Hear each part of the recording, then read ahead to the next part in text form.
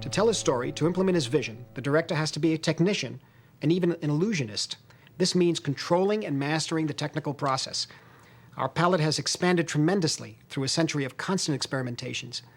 The movies grew from silent to sound, black and white to Technicolor, standard screen size to CinemaScope, 35 millimeter to 70 millimeter. The American industry, it seems, never failed to embrace new technological developments. Somehow, it moved faster and more decisively than its foreign rivals. As King Vidor said, the cinema is the greatest means of expression ever invented, but it is an illusion more powerful than any other, and it should therefore be in the hands of the magicians and the wizards who can bring it to life. Here, Buster Keaton, an aspiring cameraman, is showing his footage to MGM executives in the hope of getting a job. Unfortunately, he has double exposed the film and the screening is a disaster. However, as every director will experience, accidents can be the source of extraordinary poetry and beauty. What Keaton's cameraman needs is to learn and master the language of film. Interestingly, most of the early film pioneers, including D.W. Griffith, had no formal education. They were self-taught and often shared the prevailing prejudice that the cinema was a minor form of entertainment. The American film probably came of age in February 1915, when D.W. Griffith opened his first feature-length epic, The Birth of a Nation. According to Raoul Walsh, who was one of Griffith's assistants at the time, and who played the role of John Wilkes Booth, it took The Birth of a Nation to convince Americans that films were an art in their own right, and not just the illegitimate offspring of the theater. How did Griffith achieve this triumph? Essentially through his composition and orchestration of the shots. As Walsh put it, the high and low angled shots turned a good picture into a great one.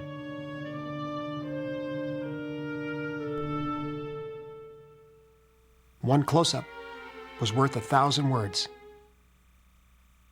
Erich von Stroheim, also one of Griffith's assistants, said that he was the pioneer of filmdom, the first to put beauty and poetry into a cheap and tawdry sort of amusement.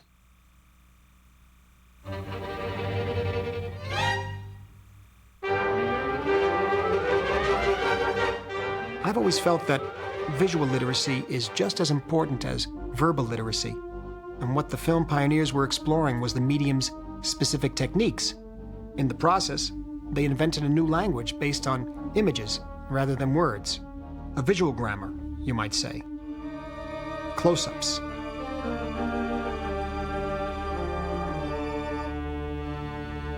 Irises.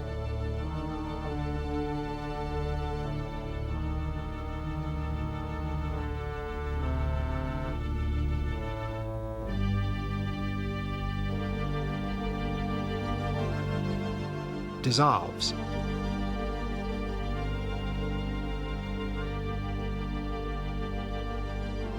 masking part of the screen for emphasis.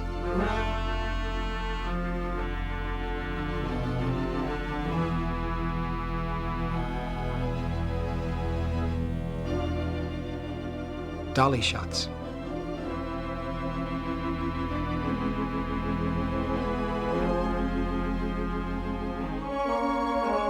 Tracking shots.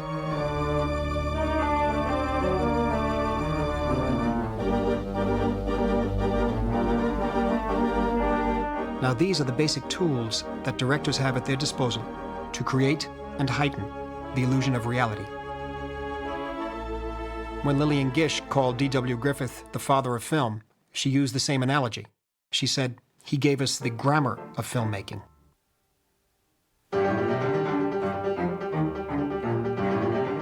He understood the psychic strength of the lens. Half a century later, Stanley Kubrick may have had Griffith in mind when he remarked that what is truly original in the art of filmmaking, what distinguishes it from all the other arts, may be the editing process. Watch how Griffith developed, 2 years before The Birth of a Nation, the technique of cross-cutting. He shows you two events happening at the same time and intercuts them to increase the tension of the suspense.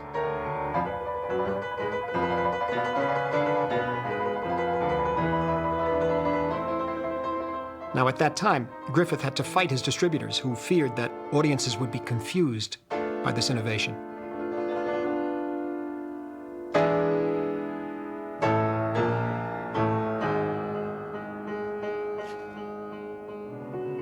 It was in the great epics of the silent era that the illusionists learned to use special effects and visual wizardry to conjure up some of their most compelling visions.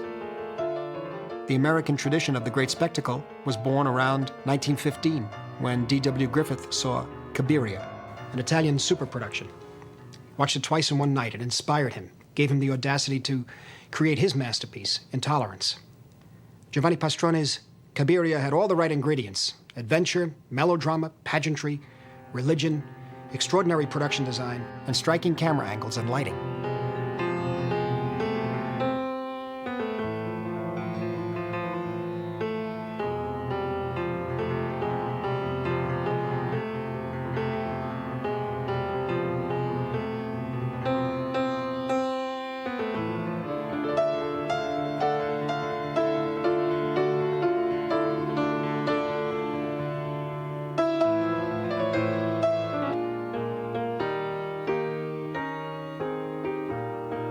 To film this scene, they actually dragged Hannibal's elephants up onto a mountaintop.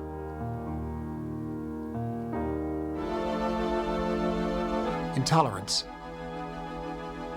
Much has been made of its extravagant budget, real-size sets, and thousands of extras. The achievement is all the more extraordinary because Griffith worked without a script. It was all planned in his head, not on paper. But Griffith went even further.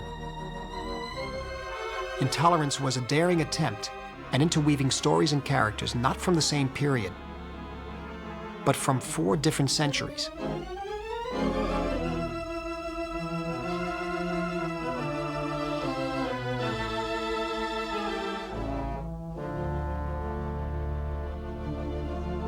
Freely cross-cutting from one era to another, he blended them all together in a grand symphony devoted to one idea: passionate plea for tolerance. Griffith's passion for history was balanced by his passion for simple people, the victims of history.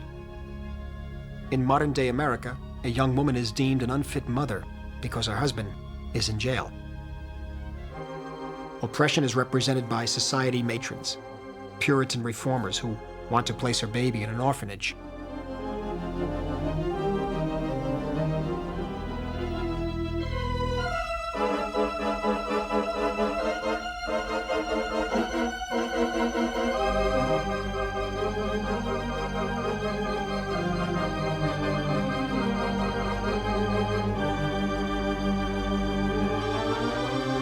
Griffith's distressed heroines carried with them the heart and soul of the picture.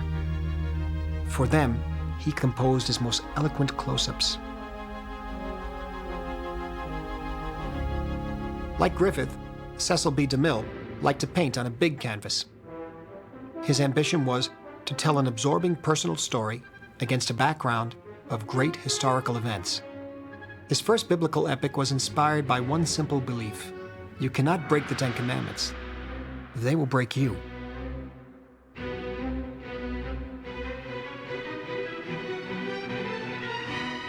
Watch DeMille's masterful staging of the Exodus from Egypt. The visual contrasts between the Pharaoh's war machine and the simple caravan of the Israelites. His sense of wonder. His attention to details, even in big crowd scenes. His miniatures were as powerful as his frescoes. DeMille even used an early two-strip Technicolor process here. However, the grandiose set pieces were always subordinate to the story. DeMille knew that spectacle alone would never make a great picture. He spent much more time working on dramatic construction than on planning photographic effects. The audience, he said, is interested in individuals whom they can love or hate. DeMille believed that he could translate the words of the Bible in the medium of film literally. To achieve this, he devised extraordinary technical effects, such as the parting of the Red Sea. DeMille insisted that every detail be seen with equal clarity. Here, for instance, notice the rocks and seaweed scattered on the sand to make the beach look like the bottom of the sea. It was a last-minute inspiration on the part of DeMille, who led his army of extras into the surf and showed them how to gather the kelp.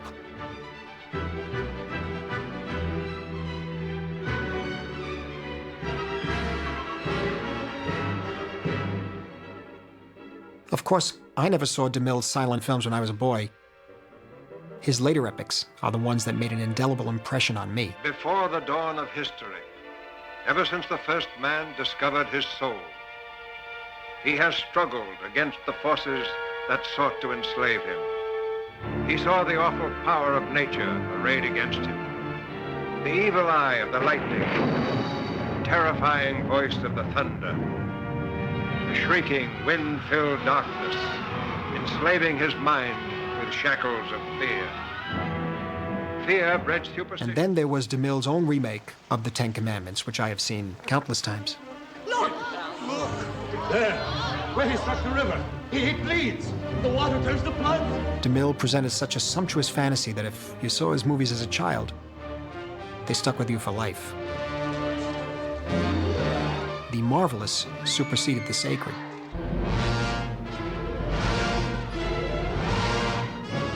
What I remember most vividly are the tableaux vivants. The colors.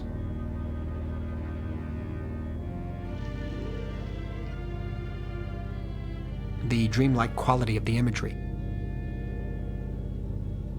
And of course, the special effects. God is a unique flame, but the flame is a different color to different people. These were the words of Ramakrishna, which DeMille quoted to define his own faith.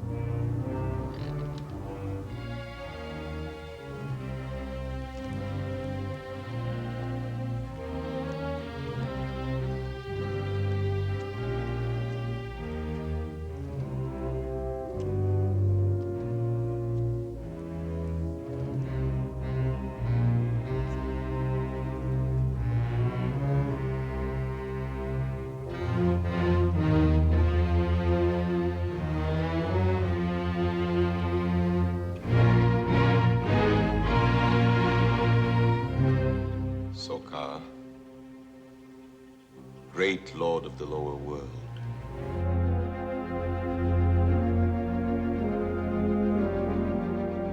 The great illusionists of the past, Cecil B. DeMille, D.W. Griffith, Frank Borzage, King Vidor, were conductors. They orchestrated visual symphonies, what Vidor called silent music. It would fade away as Hollywood embraced sound, but the legacy of the silent era was remarkable. American movies had matured into a sophisticated art form with elaborate camera moves, long takes, deep focus, expressive lighting, miniatures, etc. And in the late 20s, the most exciting experiments were taking place at the Fox studios, where the German master, Friedrich Murnau, was given carte blanche on the strength of his European triumphs.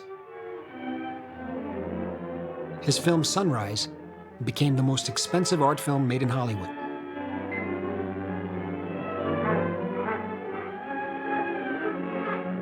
Rather than a plot, Murnau offered visions, a landscape of the mind. His ambition was to paint his characters' desires with lights and shadows. This is how the frenzied city girl tempts the young farmer, with a kaleidoscope of images. She wants him to leave everything behind: his land, his wife, his child, the peace and innocence of the country life.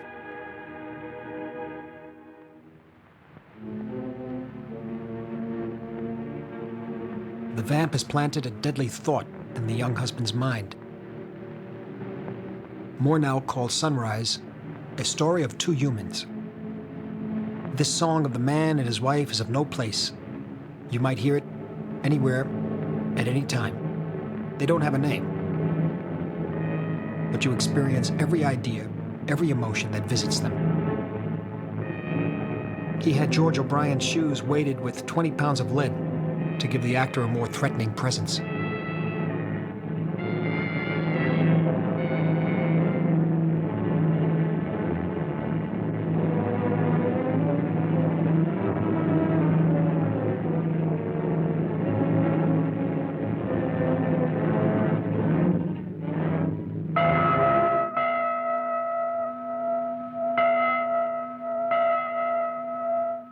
Murnau was called a cerebral director by his Hollywood peers because he demanded that his actors fully understand the mind of their character. He said, "I talk to an actor what he should be thinking rather than what he should be doing."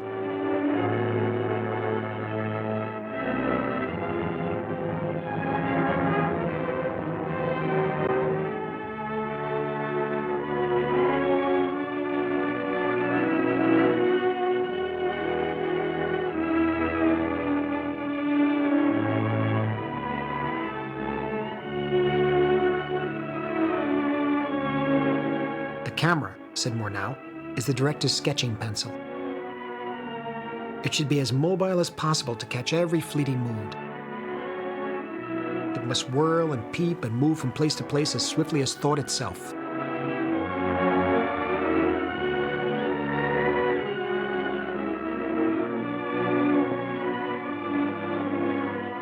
Later in their journey, the broken couple is reunited. Fear and guilt fade away. They become invulnerable. Nothing can harm them anymore, not even the city's hustle and bustle.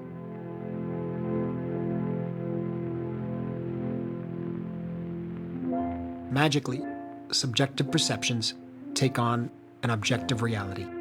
A superimposition could serve as an inner vision or an inner monologue. What Murnau is projecting onto the environment is their dream, their common dream. At least for a brief moment.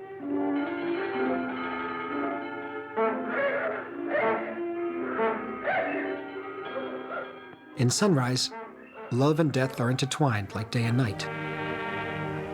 But in Seventh Heaven, love negated death itself. Both films star Janet Gaynor, who commuted between the two sets, working with Murnau during the day and with Borzage at night.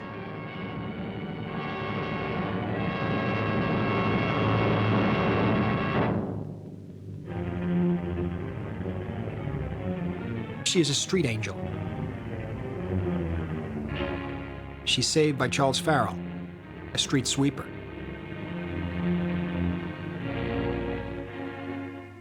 Reluctantly, he takes her to his lofty garret above the city. He works in the sewers of Paris, but insists that he lives near the stars. Borzage was not a highly educated man, let alone an art historian like Murnau. His approach to the medium was more instinctive. He was a maestro of the pantomime. What inspired him was the sheer power of emotions. This was the great mystery that elevated his melodramas into pure songs of love. Directed by Borzage, Janet Gaynor and Charles Farrell formed a unique couple, at once vibrant with sexual passion and wrapped in a mystical aura. Their romance would lift them from the physical to the spiritual.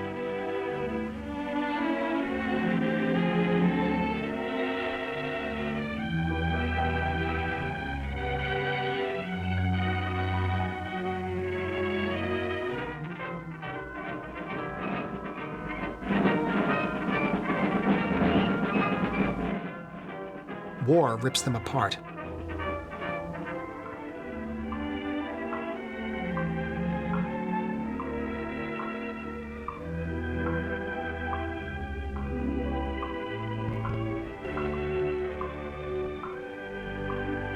But as Borzage once stated, souls are made great through love and adversity.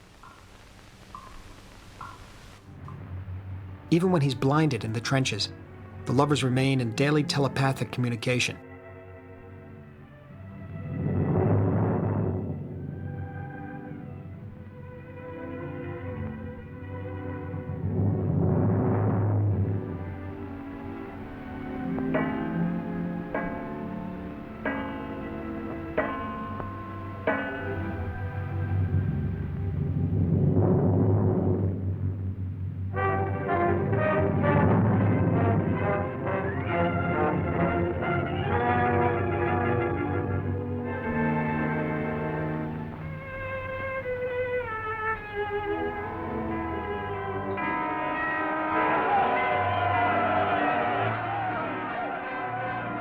Borzage deeply believed in the transcendent power of love.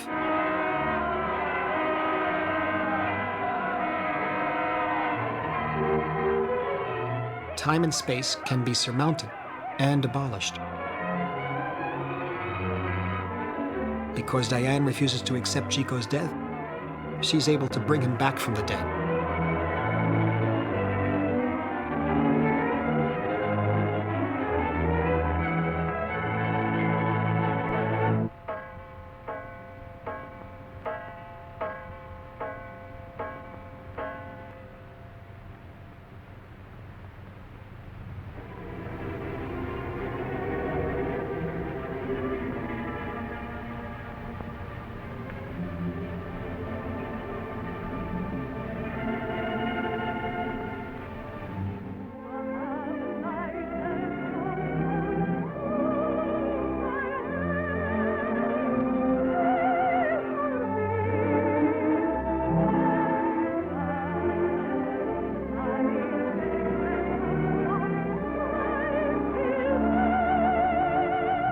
For the lovers, reality itself is immaterial.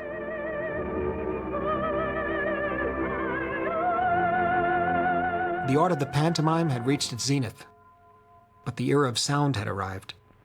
And for the silent film directors, this was a time of painful transition.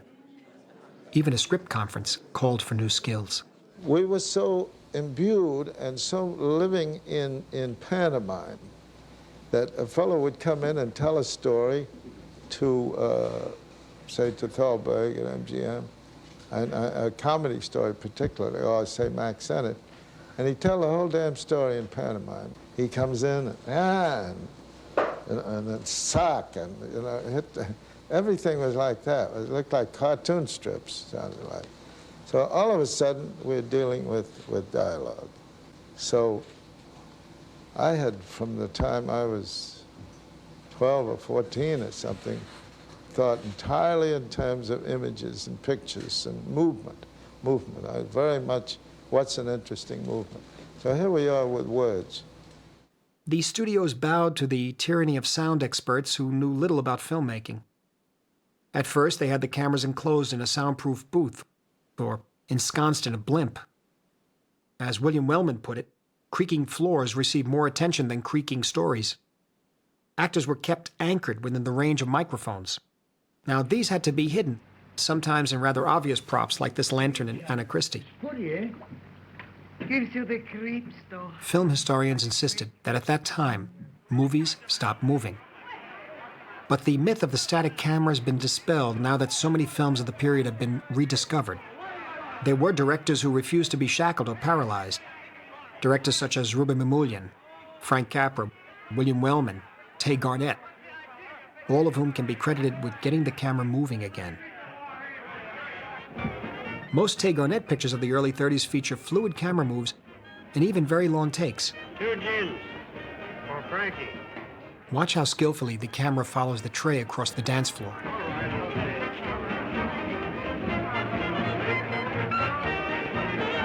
The choreography looks effortless. But believe me, this shot must have been very hard to achieve.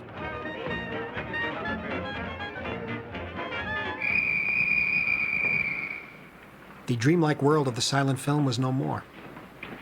With the talkies, a more naturalistic approach seemed to prevail. But in fact, sound encouraged the illusionist to heighten reality. Here, in the big house, the sound effects alone suggest that the convicts are anonymous robots. Our Father, who art in heaven, hallowed be thy name. Thy kingdom come, thy will be done. But in the chapel, as soon as you hear their voices, they come alive. And forgive us our trespasses, as we forgive those who trespass against us. And lead us not into temptation, but deliver us from evil. They are given an identity and a purpose when their actions contradict the chorus of prayer. A most effective counterpoint.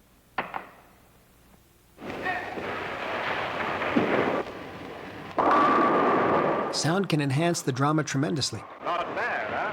Particularly when it depicts an event that you're not shown.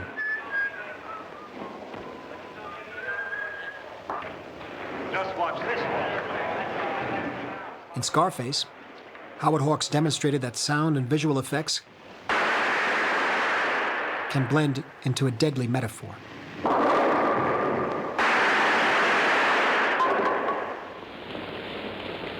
Sound can tell the whole story,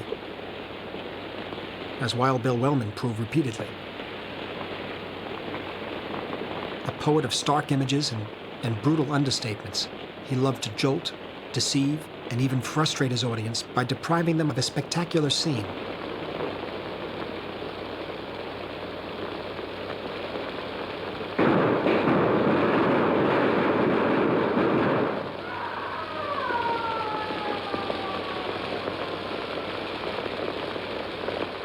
Here in The Public Enemy, he dared to stage the film's climax and the hero's comeuppance off-screen.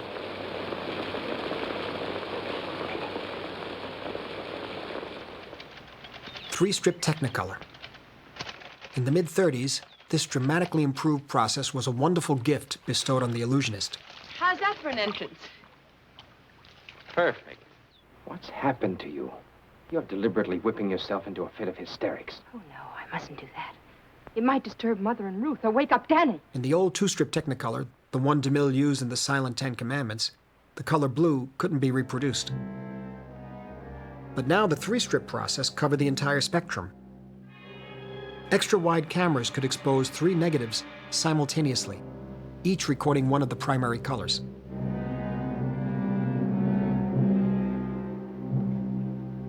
This is Gene Tierney, an angel face with the darkest of hearts. Leave Her to Heaven was a fascinating hybrid, a film noir in color, with the neurotically possessive woman destroying anybody who might come between her and her husband, even the unwanted child she's carrying.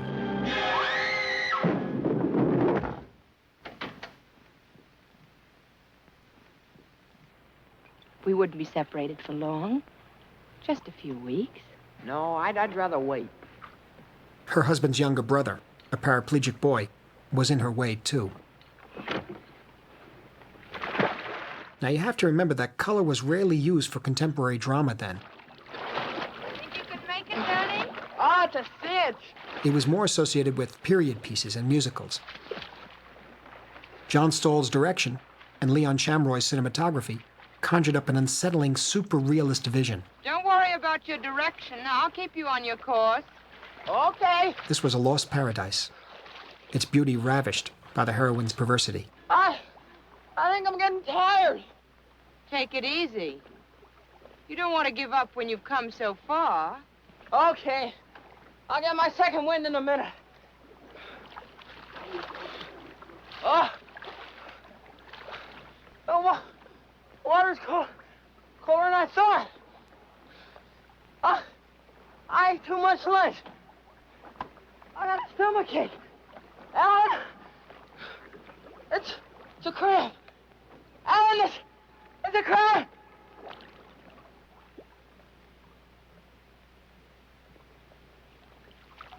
Alan, Alan, help me.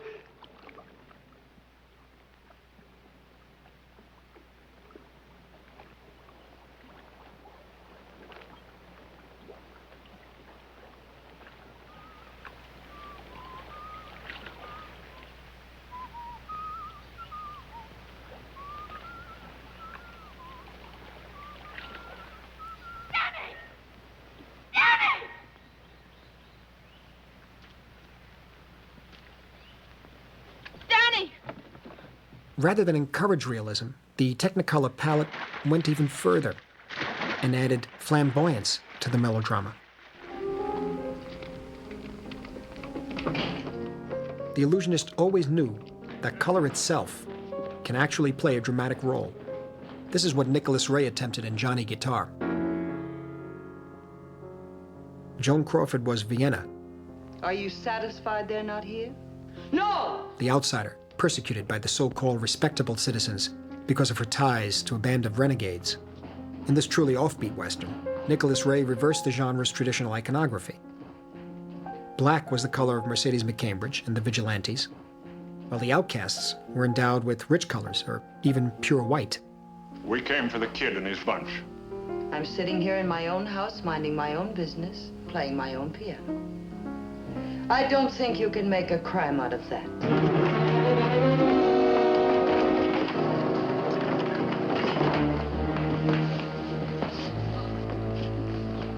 You're only a boy. We don't want to hurt you. Just tell us she was one of you, Turkey, and you'll go free. Come on, Turkey, tell us. I'll give you my word you won't hang. What should I do? I don't want to die. What do I do? Save yourself. Well, why she? You can mirror emotions with color. Vienna's gambling house was designed and adorned like the set of a Baroque opera. Colors were deliberately distorted or thrown off balance. Blue was toned down in favor of deep, saturated colors. When an insane jealousy compels McCambridge to destroy Joan Crawford's palace, the palette alone suggests a fury from hell. Now the size of the screen itself needed to grow. It couldn't be contained. In the mid-50s, it spilled over its boundaries into something much grander. And I still remember one of the great experiences I had in film going back in 1953. I was 10 or 11 years old when I went to the Roxy Theater, and the curtain began to open and continued to open and open on the biggest screen I'd ever seen. It was the film The Robe. It was the first CinemaScope picture, shot in 1953.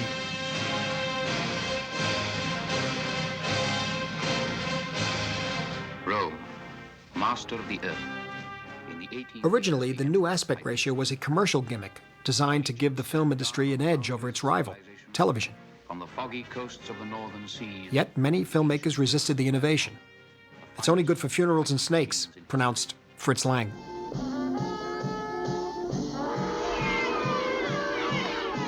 It was a new canvas, and directors were put to the test as they learned to master the new proportions. At first, Ilya Kazan disliked them.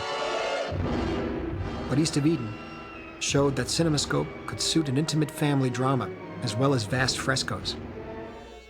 You were not limited to landscapes or processions, horizontal lines or diagonal movements. Watch how Kazan plays with the configuration of his set. When James Dean dares to enter his long-lost mother's bordello for the first time.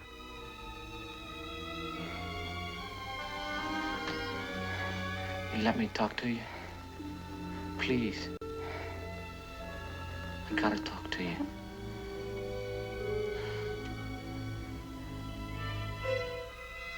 Joe! Joe! Get out of here. Joe! Tex! Actually, Kazan combined the old and the new proportions in his composition, introducing narrower frames, such as doorways and corridors, within the wide format itself. I want to talk to you. I want to talk to you. I want to talk to you. Talk to me. Talk to me, please. Mother.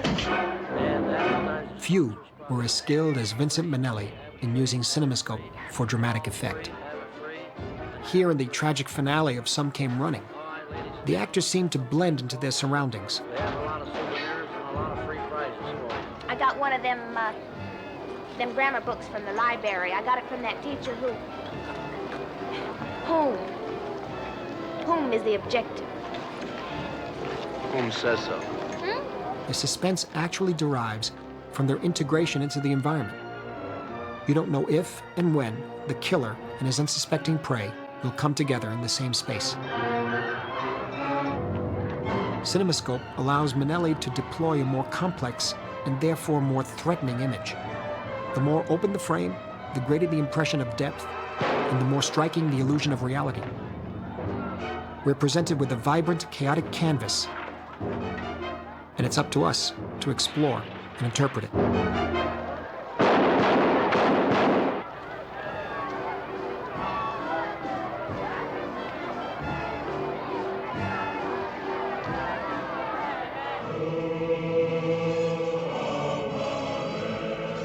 The impact of the widescreen was particularly significant on such genres as the Western and the epic. When he started Land of the Pharaohs, Howard Hawks was nervous about the new format. He complained, "It's good only for showing great masses in movement. It's hard to focus attention, and it's very difficult to edit." However, his approach proved masterful. 3 million of such stones would be needed before the work was done. 3 million stones of an average weight of 5,000 pounds. Every stone cut precisely to fit into its destined place in the Great Pyramid. It was the composition of the shots that helped us appreciate the human efforts and technical feats that the filmmakers attributed to the pyramid builders. What is that stone, Father? That's the sarcophagus of the pharaoh, the stone that will hold his body after death. Where does it go to? Into a great chamber in the pyramid, but where that is you must not know.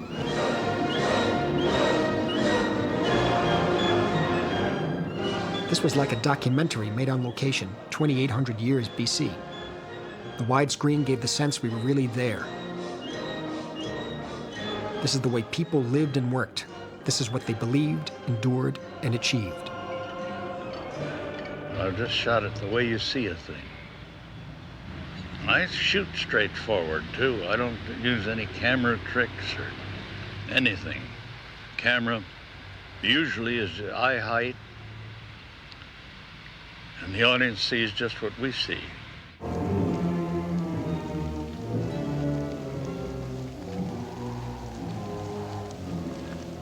Today, a film like The Fall of the Roman Empire has the poignant beauty of a lost art. Well, this was the autumn of the great American epics. They simply became too expensive to make. Like Howard Hawks, Anthony Mann had been a master of the Western. The Fall of the Roman Empire offered a multi-layered drama which was as intense as any of the director's Westerns. His sense of space and dramatic composition has never been more evident. Throughout the film, you could hear the gods laugh in the background. The cruel laugh that spelled the doom of all the protagonists and of the Roman Empire.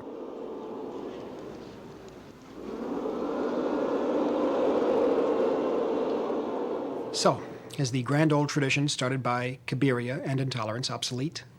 Well, it would seem so. I mean, today there is no need to drag Hannibal's elephants up the Alps anymore. They They can be generated by the computer. So is this the end of epic cinema or the dawn of a new art form? And nobody can afford to buy 3,000 or 4,000 extras.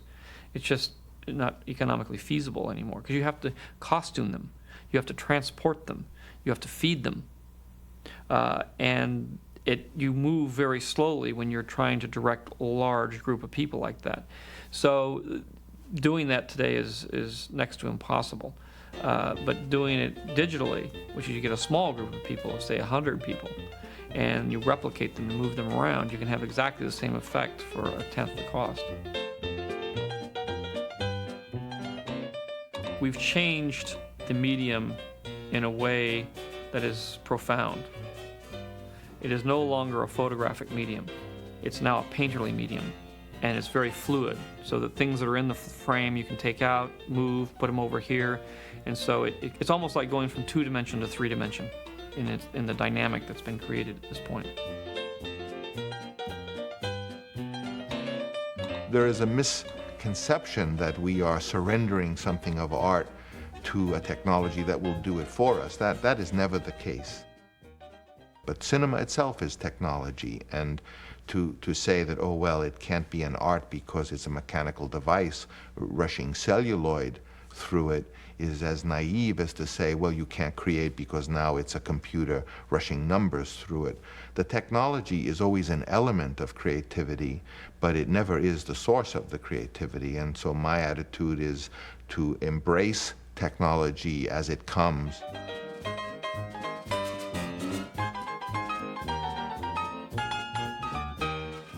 In any kind of art form, you're creating an illusion for the audience to look at reality through your special eye. Camera lies all the time. Lies 24 times a second.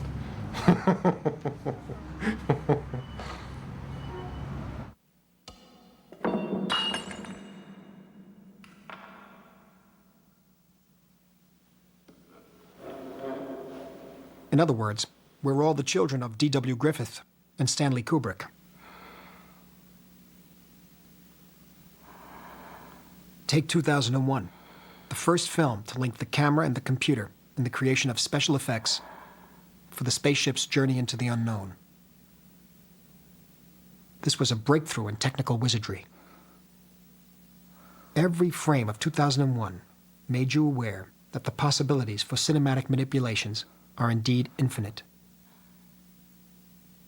Like Griffith's Intolerance, like Murnau's Sunrise, it was at once a super production, an experimental film, and a visionary poem.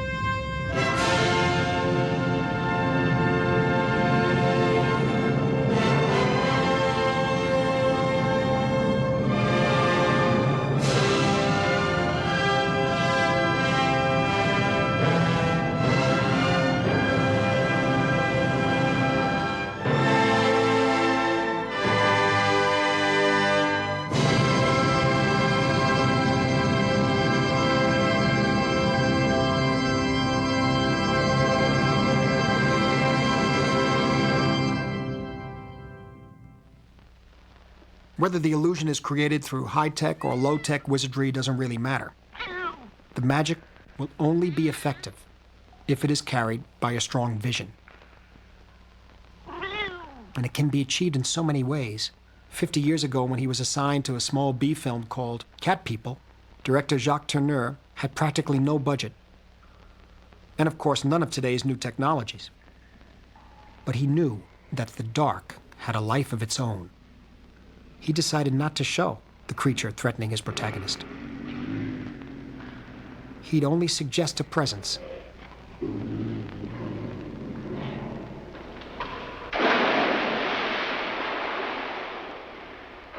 And to do that, he simply conjured up an ominous shadow play.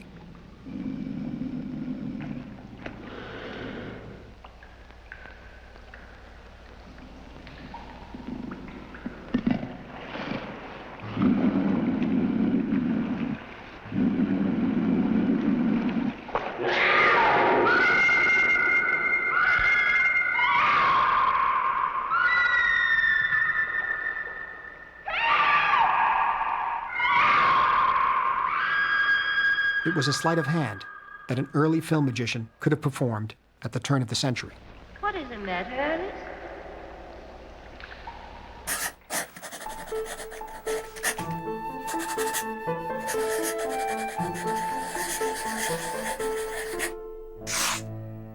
Sorry to have disturbed you, Alice. I missed your Aunt Oliver, and I thought you might know where he is. We waited for you at the museum. You'll probably find him at home. If you don't mind, then, I'll run on. Could I have my robe, please? Sure. Gee whiz, honey, it's torn to ribbons. Now, we've talked about the rules, about the narrative codes, about the technical tools, and we've seen how Hollywood filmmakers adjusted to these limitations. They even played with them. Now's the time to look at the cracks in the system. And what slipped through these cracks has always fascinated me. I mean, there were opportunities, there were projects that allowed for the expression of different sensibilities, offbeat themes, or even radical political views, particularly when the financial stakes were minimal. Less money, more freedom. I mean, the world of B films was often freer and more conducive to experimenting and innovating. The 40s directors found that they could exercise more control on a small budget movie than on a prestigious A picture. Also, they'd have less executives looking over their shoulder. They could introduce unusual touches, weave unexpected motifs, and even transform routine material into a much more personal expression. So in a sense, they became smugglers. They cheated and somehow got away with it. Style was crucial. The first master of esoterica was Jacques Tourneur, who began making his mark in low-budget supernatural thrillers. On Cat People, he had a good reason not to show the creature. He said, "The less you see, the more you believe. You must never try to impose your views on the viewer, but rather, you must try to let it seep in, little by little." This oblique approach perfectly defines the smuggler's strategy.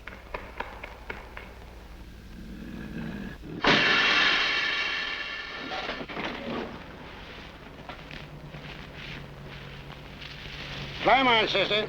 Are you riding with me or ain't you? You look as if you'd seen a ghost. Did you see it?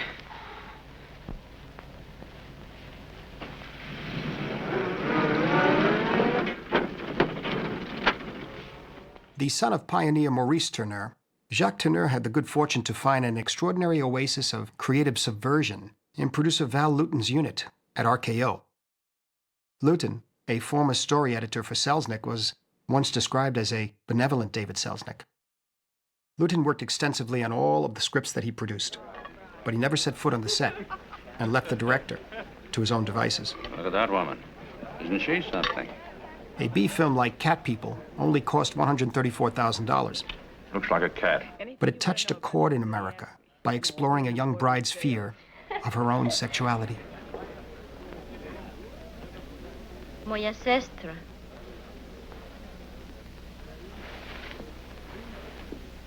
Moja sestra?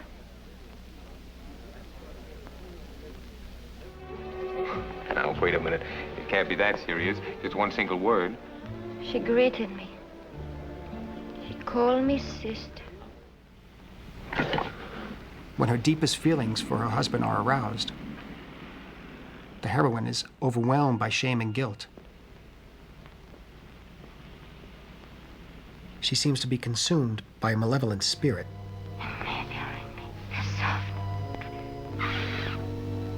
Or, if you will, by her inner demons. You were saying the cats. It torment me. I wake in the night, and the tread of their feet whispers in my brain. I have no peace,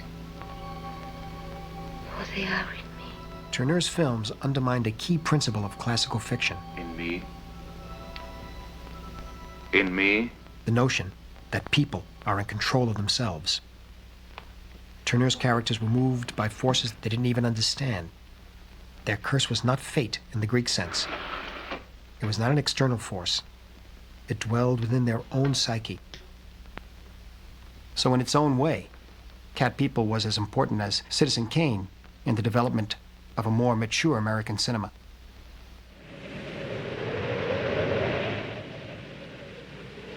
In Tourneur's second film with producer Val Lewton, I Walked with a Zombie, the heroine is a nurse assigned to a catatonic woman in the West Indies. She's drawn into a parallel world when she seeks the help of sorcerers to cure her patient. Jacques Tourneur was a modest craftsman. He compared his work to that of a carpenter who simply carves the chair or table that he's been hired to build. But years later, at the end of his career, Tourneur confessed that he had always been passionately interested in the supernatural. A bit of a psychic himself, he made films about the supernatural because he believed in it and had even experienced it firsthand. How did he smuggle this contraband? Tourneur relied on the imagination of the audience. He said, when spectators are sitting in a darkened theater and recognize their own insecurity and that of the protagonist on the screen, then they will accept the most unbelievable situations and follow the director wherever he wants to take them.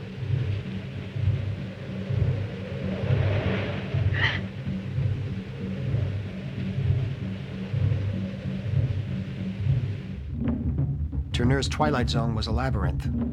His were perilous journeys into the unknown, and sometimes the occult. Reality remained opaque, and rarely were people what they appeared to be. They stood at the frontier of a hidden world, a shimmering canvas of distant murmurs and deep shadows.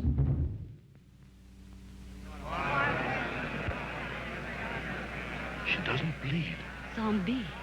She doesn't bleed. Common to all of Tourneur's films was a muted disenchantment, a strange melancholy, the eerie feeling of having embarked on an adventure from which there was no return. It seemed only a few days before I met Mr. Holland in Antigua. We boarded the boat for St. Sebastian. It was all just as I'd imagined it. I looked at those great glowing stars. I felt the warm wind on my cheek. I breathed deep, and every bit of me inside myself said, how beautiful. It's not beautiful. You read my thoughts, Mr. Holland. It's easy enough to read the thoughts of a newcomer. Everything seems beautiful because you don't understand. Those flying fish, they're not leaping for joy. They're jumping in terror. Bigger fish want to eat them. That luminous water, it takes its gleam from millions of tiny dead bodies. The glitter of putrescence. There's no beauty here, only death and decay. You can't really believe that. Everything good dies here, even the stars. After Tourneur opened Pandora's box, things were never the same. It may have gone unnoticed at first, but a strange darkness crept into American films, a feeling of insecurity, disorientation, and foreboding, as though the ground could suddenly give way under your feet. When my father was alive, we traveled a lot. We went nearly everywhere. We had wonderful times. I didn't know you'd traveled so much. Oh, yes. Perhaps we've been to some of the same places. No, I don't think so. We're in Venice. Yes, we've arrived. Now, where would you like to go next? France, England, Russia? Switzerland. Switzerland. Excuse me a moment while I talk with the engineer. Again, appearances were as deceptive as they were beautiful. In Max Ophuls' Elegies, You and the lady, are you enjoying the trip? Very much. We've decided on Switzerland. the romantic decor was a trap. There you are. Thank you. Oh, thank you. Switzerland. Switzerland! This was a carnival of illusions, an imaginary journey for an imaginary romance. Well, Fools was an angel in exile in Hollywood. The Viennese maestro suffered years of unemployment until producer John Houseman gave him a chance to adapt Stefan Zweig's novella, Letter from an Unknown Woman. Now, you know far too much about me already, and I know almost nothing about you, huh? It was his Valentine to Vienna, Except that you traveled a great deal. and a farewell to the culture of his youth. Ophuls' camera and his heroine moved in unison. The fluid visual choreography allowed you to experience Joan Fontaine's every heartbeat. Stefan, the train is leaving. Just a minute. For a brief moment, happiness appeared within reach, How long have you been standing here? but Stefan will always remain unattainable. I don't want to go. Do you believe that? I'll be here when you get back. Say, Stefan, the way you said it last night. Stefan. It's as though you'd said it all your life. Better hurry, sir. Yes. Yes. Cold reality sets in at the train station, Won't be long. I'll be back in 2 weeks. the real one. Lisa will never travel with Stefan, the frivolous pianist on whom she has projected her passions. She's left behind, pregnant with a child conceived that magical night. Well, Fools was just one of the European expatriates, most of them refugees from fascism, who were largely responsible for the exploration of these new, darker territories. The others were well-known directors such as Fritz Lang, Alfred Hitchcock, Otto Preminger, Billy Wilder, but also lesser-known names such as Douglas Sirk, Robert Siodmak, Edgar Ulmer, André de Toth. To them, crime was a source of fascination. It allowed them to probe the nature of evil. Monstrosity was something banal, almost natural. The criminal world could not be conveniently isolated or circumscribed within the urban underworld, as in the old gangster film. Hello, Adele. I dropped over to the butcher shop like you told me to. They got a nice piece of liver. It was everywhere, lurking under the surface. Every man was a potential criminal. How long have you known Catherine March? Answer me. I don't know what you're talking about. How long have you known her? Well, now, don't get excited. Let me help you off with your coat. Well, you're the one that's excited. Look at you. Get away with that knife. Do you want to cut my throat? A common man falling in a trap Why'd you come here? as he succumbs first to vice, then to murder. To ask you to marry me. What about your wife? I haven't any wife. That's finished. For cat's sake, My you don't... husband turned up. I'm free. This was Fritz Lang's favorite plot, reality turning into a nightmare. I don't care what's happened. I can marry you now. I want you to be my wife. We'll go away together, way far off, so you can forget this other man. Don't cry, Kitty. Please don't cry. I'm not crying, you fool. I'm laughing. Kitty. Oh, you idiot. How can a man be so dumb? Kitty.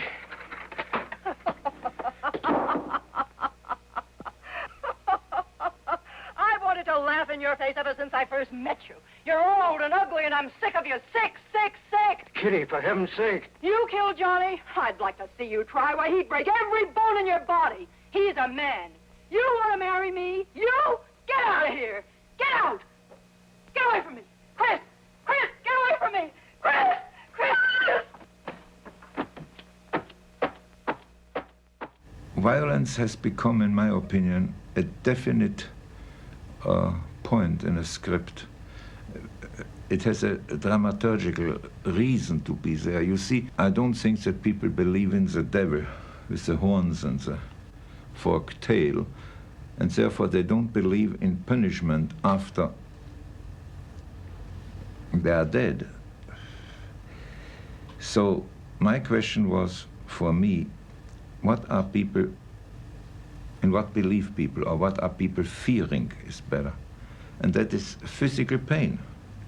And physical pain comes from violence. And that, I think, is today the only fact which people really fear, and therefore it has become a definite part of life and naturally also of scripts. The phrase film noir was coined by the French in 1946 when they discovered the Hollywood productions they had missed during the German occupation. Did you ever want to forget anything? Did you ever want to cut away a piece of your memory or blot it out? You can't, you know. No matter how hard you try. You can change the scenery, but sooner or later you'll get a whiff of perfume where somebody will say a certain phrase or maybe hum something. Then you're licked again. This was not a specific genre like the gangster film, but a mood, which was best described by this line from Ulmer's Detour. Mr. Haskell. Whichever way you turn, Mr. Haskell. fate sticks out its foot to trip you. Mr. Haskell, wake up. It's raining. Don't you think we ought to stop and put up the top? In Detour, down-and-out pianist Tom Neal hitchhikes his way west to join his fiancée. His life starts unraveling when the man who has given him a lift falls asleep. Up until then, I'd done things my way. But from then on, something else stepped in and shunted me off to a different destination than the one I had picked for myself. But when I pulled open that door... Mr. Haskell, what's the matter? Are you hurt? Are you hurt, Mr. Haskell? Doom was written on Tom Neal's face. He was bewildered and afraid to go to the police. Keeping the dead man's car and cash was definitely a mistake. But an even bigger mistake was picking up a female hitchhiker.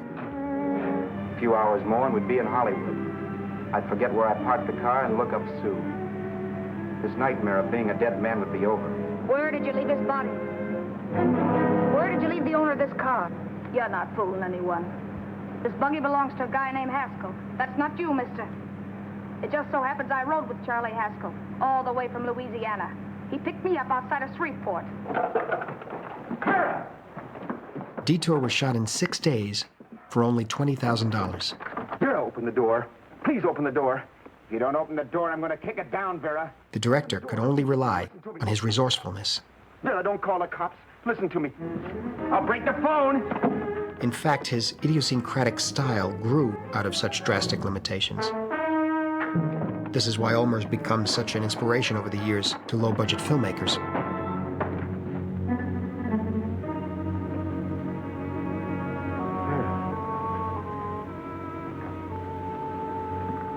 Here we find Tom Neal, after a second outrageous twist of fate.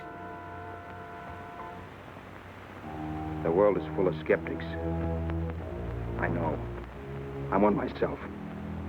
In the Haskell business, how many of you would believe he fell out of the car? And now, after killing Vera without really meaning to do it, how many of you would believe it wasn't premeditated? Ulmer couldn't even afford any special effects.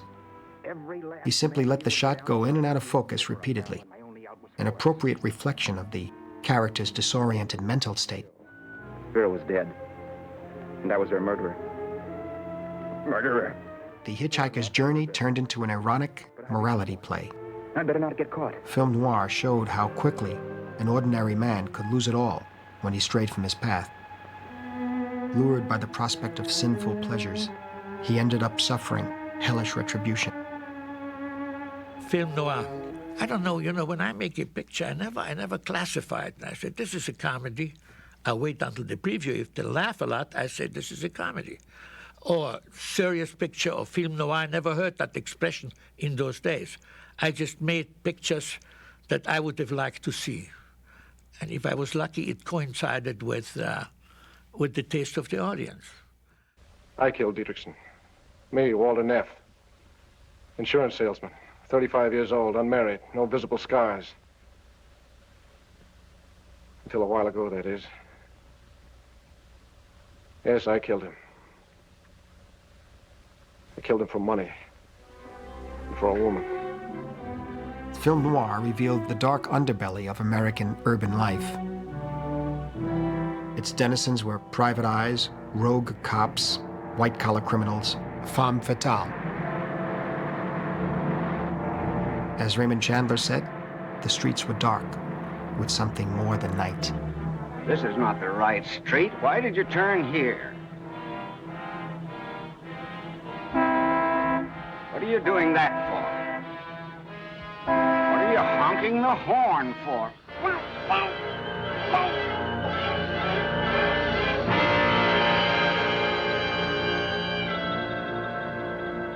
You couldn't take anything for granted anymore. Not even suburbia. Not even the supermarkets of Southern California. I loved you, Walter, and I hated him. But I wasn't going to do anything about it, not until I met you. You planned the whole thing. I only wanted him dead. And I'm the one that fixed it so he was dead. Is that what you're telling me? And nobody's pulling out. We went into this together and we're coming out at the end together. It's straight down the line for both of us. Remember? Life is a betrayal. And, you know, sometimes you betray yourself too, you know. Let's have the guts to admit it. There isn't anybody who born here lately who didn't play dirty sometime, somewhere in his life. So why to hide it? Truth, honesty, that's my key. Filmmaking. Life to a try. Do you have any identification? Sure. Andre de Toth was one of the most persistent of the expatriate smugglers. In Crime Wave, he undermined the old cliche that in America, you can always get another break, a second chance. Phone. Hello. Yeah. Yeah. Gene Nelson plays an ex-convict trying to go straight. Hello, this is Lacey. Who is haunted by his past. Hello. They're always passing through town, trying to put the bite on me for this or that. I told you how it'd be. And I didn't mind, did I? I love you. I wanted you, and now that I've got you, I care a lot less. I can't figure it. What do you see in a guy like me? I see a guy who's swell. Sterling Hayden portrays the relentless cop who presumes he is guilty. Place you kept pretty straight since you got out. Yeah, I know. Sober, industrious, expert mechanic on airplane engines, a pilot before they sent him up, now works at a private airport in Sunland, right? Right. Call him.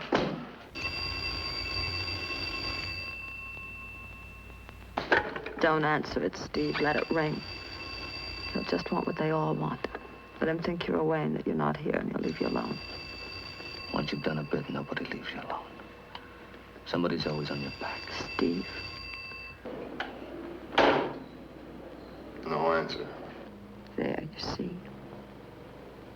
I told you. Doesn't look so good for Mr. Lacey. Even a sympathetic parole officer can't save him. You stay on your side of the fence. I'm looking for a cop killer. I'm on my side. I don't take things for granted. I check and recheck. Lacey's made good with me. I have faith in him. Once a crook, always a crook. That's nonsense, and you know it. Sick men get well again. Yeah? You hate to lose a patient. Well, you're going to lose this one. Mark, you stay here with a couple of men and find that dough. Don't worry about wrecking the joint. Just find it. Right. All right, hotshot. Put out your hands. How long one has to pay for a mistake, for a misstep in your life? When is not enough? You don't like that, do you, Mrs. Lacey? Well, just remember it can happen to you, too, if you're covering up for this guy, so don't try to walk out on us. You're a material witness. Don't stay here, Ellen. Forget about me. Get out of town. You finished, Mr. Lacey? There's no reprieve in film noir. You just keep paying for your sins.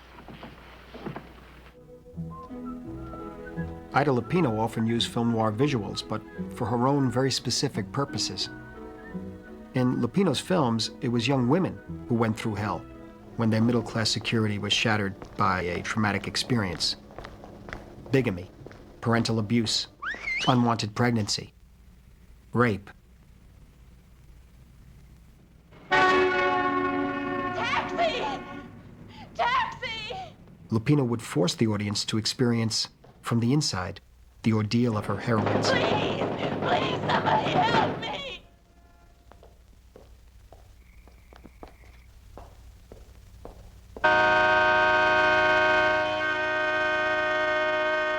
In Outrage, she presents the ultimate female nightmare, not as a melodrama, but as a subdued behavioral study that captures the banality of evil in an ordinary small town.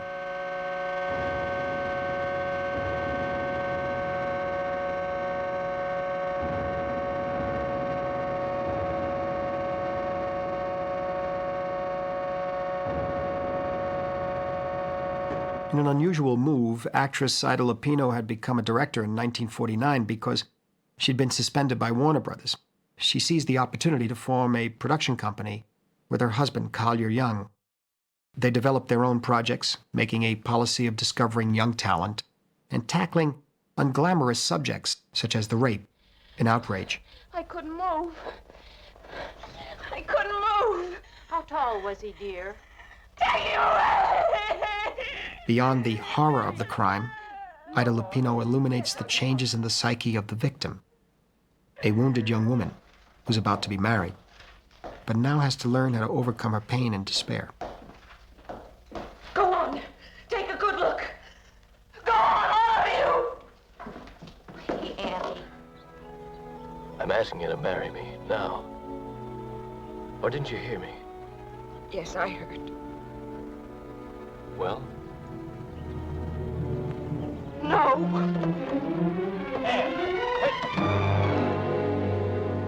In Joseph Lewis's Gun Crazy, the focus was not on the victim, but on the criminals themselves.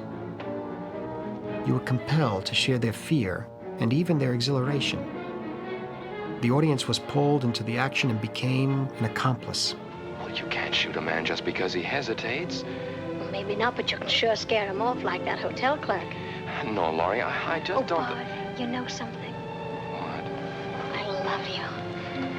I love you more than anything else in the world. Of course, the fascinating pair of Gun Crazy belonged to the outlaw tradition of the 30s, the tradition that would culminate in the 60s with Arthur Penn's Bonnie and Clyde. But in Lewis's landmark film, the Renegades were wild animals. Sex and violence were totally intertwined. You were going to kill that man. He'd have killed us if he'd had the chance.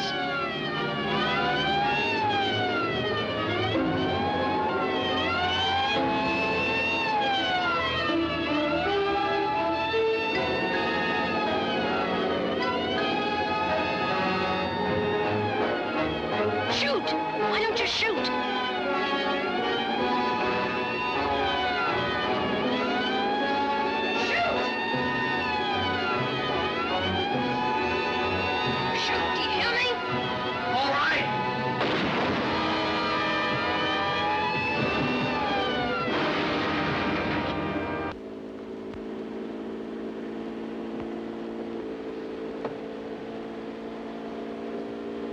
Get him?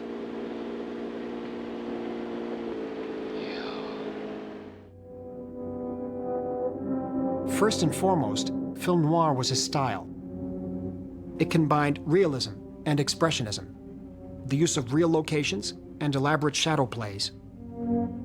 Here, ace cinematographer John Alton deserves a mention.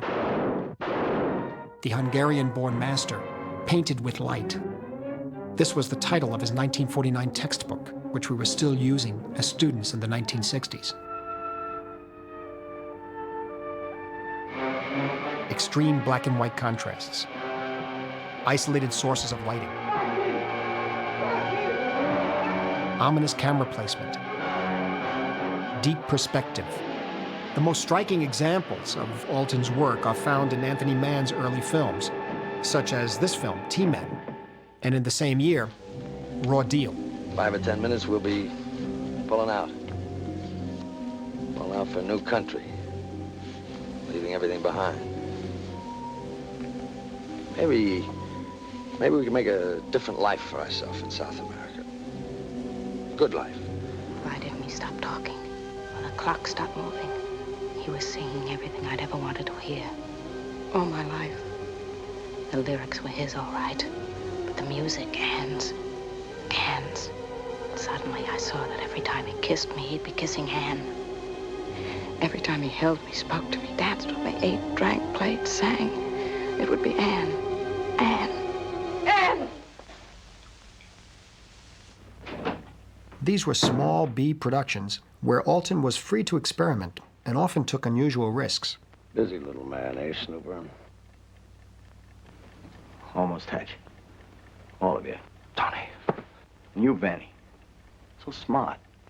Top drawer crook. Lived with me and never caught on. There is no doubt in my mind that the prettiest music is sad, he remarked. And the most beautiful photography is in a low key with rich blacks.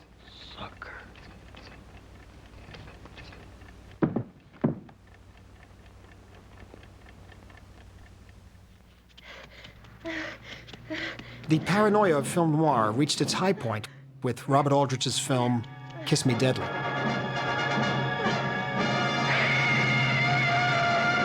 Out of the dark, a haunted woman appears to Private Eye Mike Hammer. She's running away from a mental institution and an unbearable secret. She's not mad, though, merely innocent, destined to be a sacrificial lamb. We don't make that bus stop. We will. If we don't, remember me.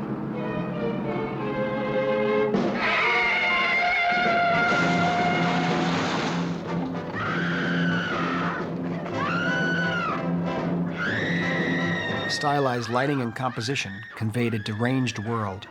There was no moral compass anymore. Aldrich even turned Mickey Spillane's detective, Mike Hammer, into an ambiguous figure, a guy who's treated like dirt by everybody, and is even described as a, quote, sleazy, despicable bedroom dick. Aldrich's point, an important one during those McCarthy times, was the end never justifies the means. She's passed out. I'll bring her to. If you revive her, do you know what that will be? Resurrection. That's what it will be. And do you know what resurrection means? It means raise the dead. And just who do you think you are that you think you can raise the dead? At the end of Kiss Me Deadly, the duplicitous woman who stole this package from a secret government project was like the wife of Lot, who refused to heed the warnings.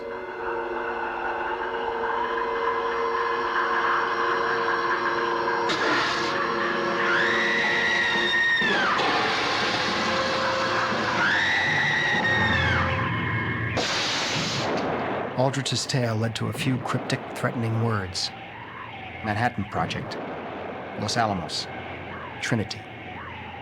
This time, opening Pandora's box meant universal annihilation, the apocalypse. Of course, not all smugglers operated within film noir. In part 3, as we continue our journey, I'd like to show you how they worked around more wholesome genres and even at times big Hollywood star vehicles.